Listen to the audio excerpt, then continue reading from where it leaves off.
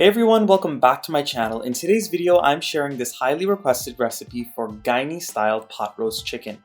This recipe was requested for a very long time now, so I'm very glad that I was able to share it with you all. There are many different variations on how to make this dish. This one is just my version, so I hope you all enjoy and give it a try.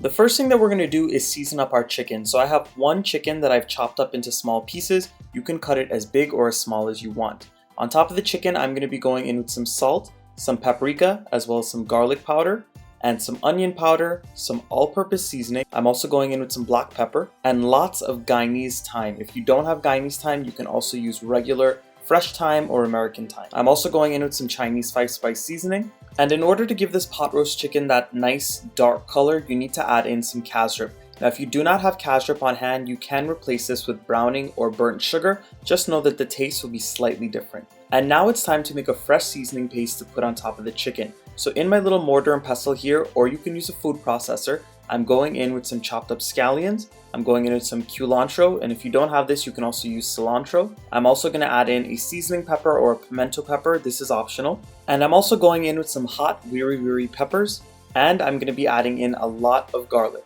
I'm also going to add in a nice piece of fresh ginger. And once all of your seasonings are added into your mortar and pestle or your food processor, you're going to crush them up until you get a very fine and small texture. And right on top of the seasoned chicken, we're going to add in all of those fresh seasonings that we just blended up. And once you add those in, you're going to go in with some clean hands, so this way you can really massage the chicken and get all of those seasonings and the spices within the chicken. Again, like I was mentioning before in the beginning of the video, you can cut the chicken as big or as small as you want. You could even use things like chicken leg quarters, and you can leave them whole and cook them in the pot as is. I just prefer the smaller pieces as you see here. So I saw that the color of my chicken is a little light still, so I'm adding in more casareep. Now remember, if you want the color to be very dark, keep on adding more casareep until you get the color that you like. It is also worth noting that when you put this in the pot to cook, it will get just a little bit darker, and you can also add in casareep later if it is not to your liking. And I almost forgot, but I'm going to be adding in some soy sauce as well. This is going to add some flavor, and it's also going to add a nice color to the chicken. Once you're done mixing up your chicken, you're going to cover this, and you're going to leave it in your fridge and let it rest for at least an hour. Trust me, if you let this rest and you let all of those seasonings soak into the chicken, you will have an even more flavorful dish. Of course, if you do not have the time at all and you need to cook it right away, you can do that, but marinating it is much better. So my chicken is done marinating and I am ready to cook my pot roast chicken. So for this, you definitely need a heavy bottom pot or a skillet, so this way nothing sticks and burns. And on a medium-high heat, you're going to be heating up some oil of your choice. And as you all can see, I put a very thin layer of oil to cover the bottom of my pot. And once that oil comes up to temperature and it is hot, you're going to go in with your chicken. Now you're going to see that I'm putting it in almost one by one, so this way I can get one single layer of the chicken.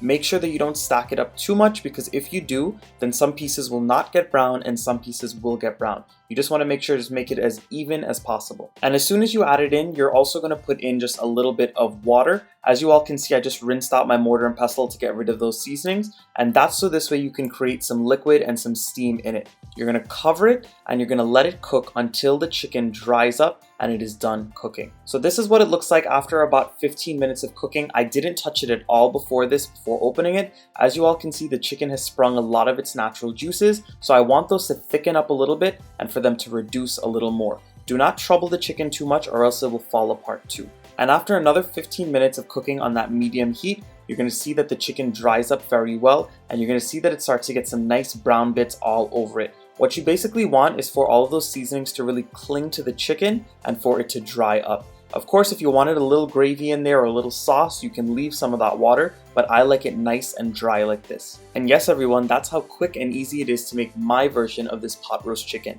When it's done cooking, all you're going to do is top it with some fresh scallions so it can have a nice little fresh flavor. And at this point, your pot roast chicken is ready to serve. I prefer eating this hot with a side of fried rice, chow mein. You can also make this alongside macaroni salad, potato salad, or you can even do it with plain white rice if you were to leave some of the gravy in it. And if you even wanted to, you could do roti. You can do all kinds of other things and other combinations. So I hope you all enjoyed this recipe today. If you did, don't forget to give this recipe a nice big thumbs up. Subscribe to my channel if you are not subscribed yet by clicking that red subscribe button and the bell notification icon so you never miss out on my newest videos. And of course, drop those comments down below and let me know what you thought and what I should be cooking up next. I'll see you all very soon. Bye everyone.